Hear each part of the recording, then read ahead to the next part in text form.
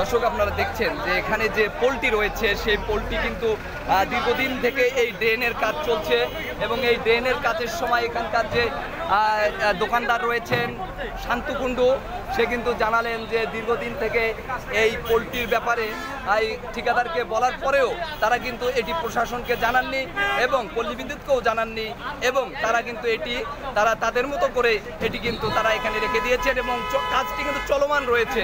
এই কাজটি করতেছে না সরাইলে এই পোলট্রি অতি শীঘ্রই বিদ্যুতের লোক দ্বারা না সরাইলে যে কোনো মুহূর্তে আবার দুর্ঘটনা ঘটতে পারে। দর্শক দেখলেন এখানে একজন জনতা তিনি বললেন যে পোলট্রি এখান থেকে না সরালে যে কোনো মুহূর্তে একটি বড় ধরনের দুর্ঘটনা ঘটতে পারে। শীঘ্রই এটা সরাইতে হবে। এটা দোষ হচ্ছে ঠিকাদার ঠিক মতো তৎপরতা করে কাজটা করতো, যেহেতু এখানে পাশে দোকান আছে। ঠিক আছে, আপনার নাম কি? আমার নাম হচ্ছে মোহাম্মদ শাহিন আলম। শাহিন আলম, বাড়ি কোথায়? বাড়ি বদরগঞ্জে। তাহলে আপনি কি মনে করছেন?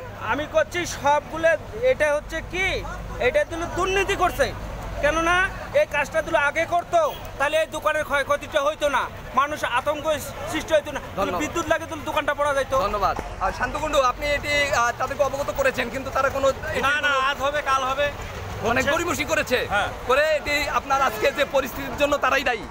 এখন তারা দায়ী ছাড়া যারা কাজ করতেছে তারা ছাড়া আর কে দায়ী বলেন। ধন্যবাদ আপনাকে। দর্শক শুনলেন যে আসলে এখানকার যে এই কাজটি যারা করছেন যে ঠিকাদাররা তারা কিন্তু এটির দায়িত্বশীলতার পরিচয় দেননি, দায়িত্বহীনতার পরিচয় দিয়েছেন এবং এই পোলটি কিন্তু এখানে পড়ে গিয়ে শুধু ভেঙে গিয়ে এখানকার যে তাদের যে এখানকার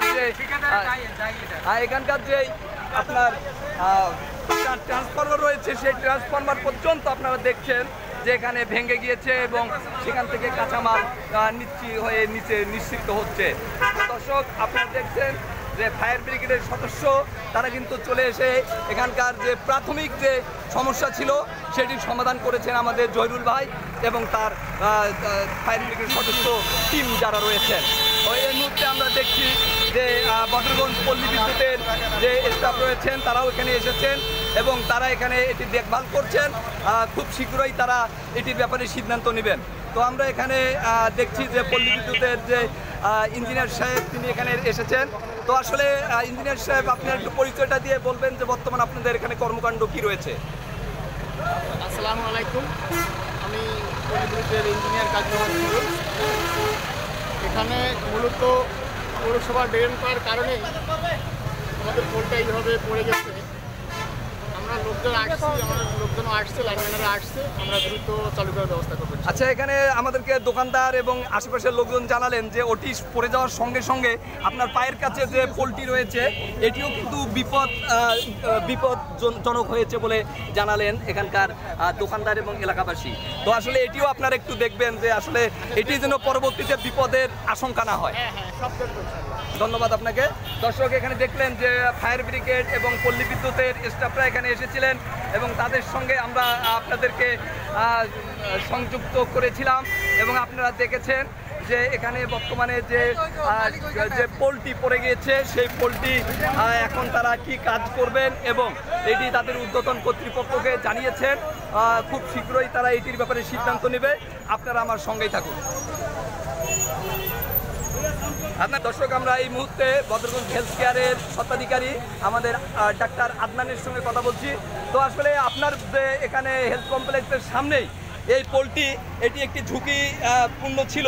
তো আসলে আপনারা কি এ ব্যাপারে এই যে রাস্তায় ড্রেনের কাজ করছেন যে ঠিকাদার তাদের সঙ্গে কথা বলছিলেন?